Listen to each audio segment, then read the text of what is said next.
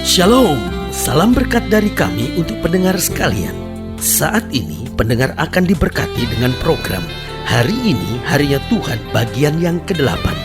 Sebuah program rohani tentang doktrin Alkitab yang menolong kita untuk semakin tertanam dalam kebenaran firman dan bertumbuh dalam kemuliaan. Bersama hambanya, Pendeta Gilbert Lumwendong, STH. Banyak orang merasa doktrin Alkitab sebagai sesuatu yang membingungkan. Tetapi tahukah saudara bahwa doktrin Alkitab intinya adalah memahami Alkitab dengan benar, dengan pemahaman yang sistematis, sehingga kita terus dapat tertanam di dalam kebenaran firman, sehingga kita terus bertumbuh di dalam kemuliaan Allah. Buka hati saudara sekalian untuk menerima berkat-berkat firman-Nya hari ini. Makanan dibutuhkan setiap orang. Bayi baru lahir membutuhkan makanan melalui susu yang diminumnya. Orang-orang dewasa, bahkan sampai orang-orang tua, orang-orang menjelang matinya, orang-orang dalam kondisi sakit yang parah sekalipun, tetap membutuhkan makan. Kalaupun dia tidak bisa makan, maka infus yang akan membawa makanan ke tubuhnya. Karena seorang yang kurang makan akan menjadi seorang yang lemah. Seorang yang kurang makan akan menjadi seorang yang kurang gizi, akan menjadi seorang yang tidak bergairah. Tetapi orang yang makan dengan makanan yang cukup akan menjadi orang-orang yang sehat, akan menjadi orang-orang yang bersemangat. Kenapa? Karena dia memiliki makanan yang cukup. Nah, saudaraku yang kekasih dalam Tuhan, Kristus bukan hanya air hidup buat kita, tetapi Yesus juga adalah roti kehidupan yang akan memberikan kesegaran buat kita, memberi semangat baru buat kita, dan memberikan kesehatan di dalam Dia senantiasa. Haleluya, haleluya, haleluya. Selamat datang dalam program kita hari ini, Harinya Tuhan. Sebuah program rohani yang membawa kita untuk senantiasa menempatkan firman Tuhan sebagai dasar keseharian hidup kita, sehingga kita bisa melangkah, berjalan, dan menghadapi kehidupan ini selalu seturut firman Tuhan. Karena jika firman yang menjadi dasar kehidupan kita, maka badai sebesar apapun tidak akan bisa menggoyahkan. Karena Alkitab berkata, orang yang mendengar dan melakukan firman, dia sama seperti orang yang bijaksana yang mendirikan rumahnya di atas dasar batu karang yang teguh. Dan dalam program kita sedang membahas tentang makanan kita. Nah, saudaraku yang kasih dalam Tuhan, kalau kita bicara tentang makanan, kita bicara tentang dua pokok penting. Maka kita bicara yang pertama tentang makanan jasmani yang memang setiap orang harus menikmatinya. Dan yang kedua kita bicara tentang makanan rohani yang setiap orang seringkali tidak menyadari bahwa dia membutuhkannya. Karena pada dasarnya manusia terdiri dari manusia jasmani dan manusia juga terdiri dari manusia rohani.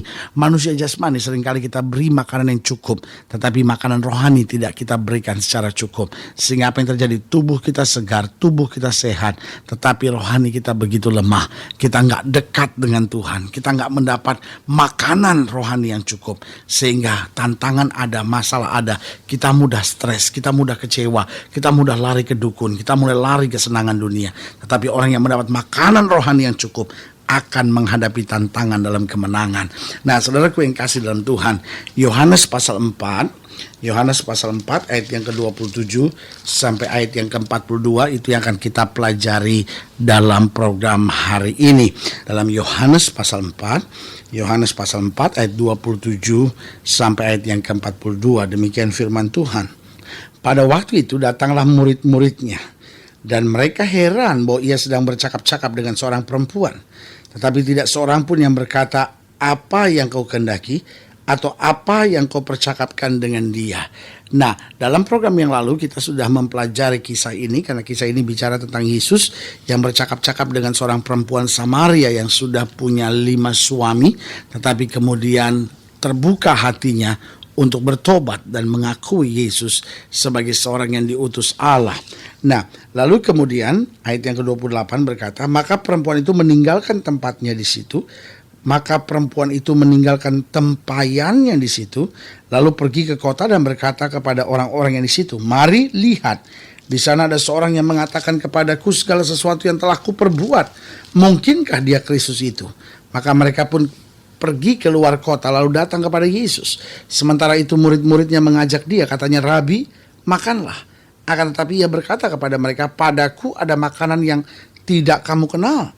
Maka murid-muridnya itu berkata kepada yang lain, adakah orang yang sedang membawa sesuatu kepadanya untuk dimakan? Nah, murid-murid mulai curiga. Kok kami pergi, Yesus sedang duduk dengan perempuan Samaria. Waktu kami ajak makan, dia bilang aku sudah makan. Lalu dia bilang padaku ada makanan yang tidak kamu kenal. Lalu dia mulai bicara tentang sesuatu yang kami sama sekali tidak mengerti. Bayangkan dia berkata ada makanan yang tidak kamu kenal. Jangan-jangan ini makanannya orang Samaria yang sama sekali kita tidak tahu. Maka murid-muridnya mulai berkata seorang kepada yang lain, adakah orang yang telah membawa sesuatu kepada yang untuk dimakan? Kata Yesus kepada mereka, makananku ialah melakukan kehendak Dia yang mengutus aku dan menyelesaikan pekerjaannya. Bukankah kamu mengatakan 4 bulan lagi tibalah musim menuai? Tapi aku berkata kepadamu, lihatlah sekelilingmu dan pandanglah ladang-ladang yang sudah menguning dan matang untuk dituai. Sekarang juga penuai telah menerima upahnya dan ia mengumpulkan buah untuk hidup yang kekal, sehingga penabur dan penuai sama-sama bersukacita. Sebab dikatakan pada ayat yang ke-37, dalam hal inilah benarlah peribahasa, yang seorang menabur dan yang lain menuai. Aku mengutus kamu untuk menuai apa yang tidak kamu usahakan. Orang-orang lain berusaha dan kamu datang memetik hasil usaha mereka. Dan banyak orang Samaria dari kota itu telah menjadi percaya kepadanya karena perkataan perempuan itu yang bersaksi. Ia mengatakan kepadaku segala sesuatu yang telah kuperbuat. Ketika orang-orang Samaria itu sampai kepada Yesus, mereka meminta kepadanya supaya ia tinggal pada mereka. Dan ia pun tinggal di situ 2 hari lamanya. Dan lebih banyak lagi orang yang menjadi percaya karena perkataannya. Dan mereka berkata kepada perempuan itu, kami percaya, tetapi bukan lagi karena apa yang kau katakan, sebab kami sendiri telah mendengar Dia, dan kami tahu bahwa Dialah benar-benar juru selamat dunia. Haleluya. Saudaraku yang kekasih dalam Tuhan, bayangkan ada sesuatu yang menarik dari sebuah perjumpaan dengan seorang wanita yang dalam tanda petik wanita berdosa. Kemudian seluruh kota menjadi percaya.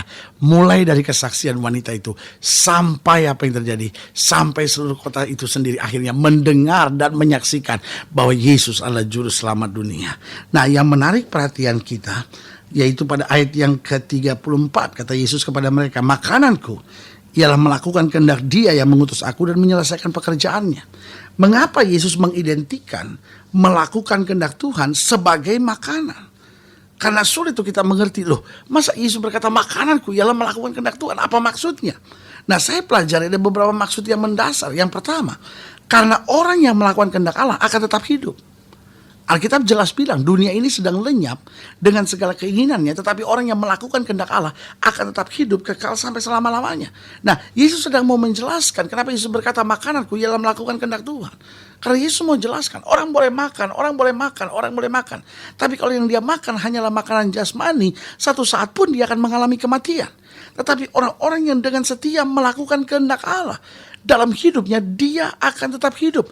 Dia tidak akan mengalami kematian. Dia bisa saja menghadapi badai. Dia bisa saja menghadapi masa-masa yang sukar. Tapi dia tidak akan mengalami kematian.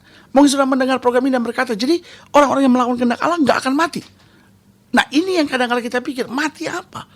Kalau sekedar mati dalam arti kata tutup mata dan berpisah dengan roh kita sampai selama-lamanya, itu bisa saja terjadi. Tetapi saudaraku yang kasih dalam Tuhan, bagi orang percaya tidak ada kata kematian. Kenapa? Karena tubuhnya boleh terpisah dari rohnya, tapi rohnya akan tetap hidup sampai selama-lamanya. Inti dasarnya akan mengalami perjumpaan dengan Tuhan. Kita tidak akan pernah terbuang ke neraka, tapi kita akan bersama dengan Yesus sampai selama-lamanya. Jadi orang yang melakukan kehendak Allah di tengah badai, di tengah masa-masa yang sukar, di tengah persoalan yang berat, akan tetap memiliki kehidupan yang berkelimpahan oleh anugerah dan kasih Allah. Jadi kenapa Yesus katakan bahwa kehendak Tuhan adalah makanan. Makananku ialah melakukan kehendaknya dan menyelesaikan pekerjaannya. Yang pertama, karena orang yang melakukan kehendak Allah akan tetap hidup sampai selama-lamanya. Nah, mengapa Yesus katakan bahwa makananku adalah melakukan kehendak Allah? Kenapa kehendak Allah diidentikan dengan makanan? Yang kedua, itu berarti bahwa setiap kita harus melakukan kehendak Allah secara kontinu dan konstan. Secara kontinu dan konstan. Kenapa saya bilang setiap kita harus melakukan kehendak Allah secara kontinu dan konstan? Karena nggak bisa sudah makan hari Senin, baru sudah makan lagi hari Sabtu.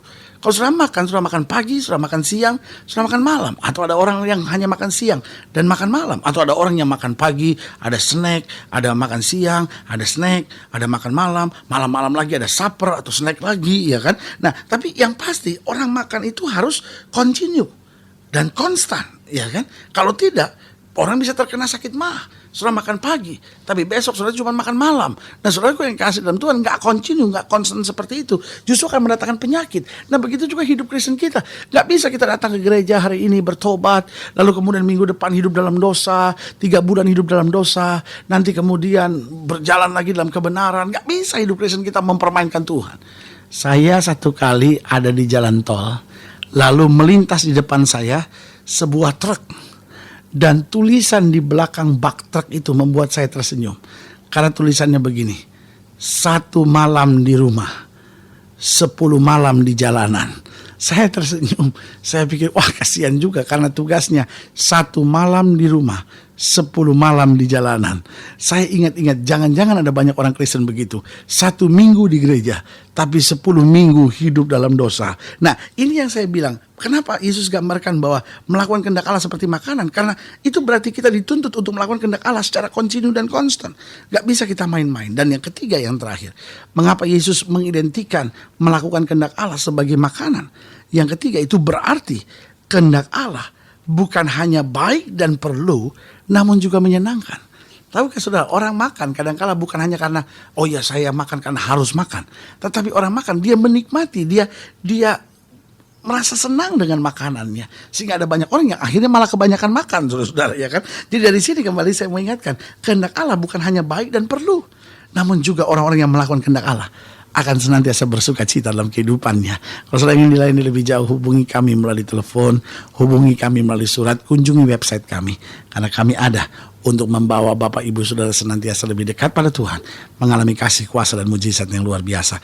Melalui program ini juga saya mau doa buat setiap saudara, saudara-saudara yang sakit, saudara-saudara yang berbeban berat, saudara-saudara yang sedang ada dalam pergumulan. Saudara boleh taruh tangan kanan saudara di dada, dan saya mau doa buat saudara. Bapa, dalam nama Yesus, hamba doa buat yang sakit, hamba doa buat yang berbeban berat, hamba doa buat mereka yang rumah tangganya sedang mengalami goncangan, hamba doa untuk mereka orang-orang muda yang sedang menghadapi masa-masa yang sukar. Hamba berdoa di dalam nama Yesus, Tuhan jamah, Tuhan pulihkan, Tuhan bangkitkan iman, sehingga kami boleh senantiasa berjalan dalam kemenangan oleh kuasa-Mu yang luar biasa. Di dalam nama Yesus kami berdoa. Haleluya. Amin. Saudaraku yang kekasih dalam Tuhan, ini saatnya buat kita untuk beriman, percaya, berharap pada Tuhan, bersemangat, bersuka cita menghadapi segala perkara. Karena kita tahu kita tidak pernah sendiri. Roh yang ada di dalam kita lebih besar dari roh yang ada dalam dunia ini. Kuatkan iman saudara, tetap maju dalam Tuhan. Ingat, bersama Yesus kita cakap menanggung segala perkara. Dan jangan lupa, jadikan hari ini harinya Tuhan. Haleluya.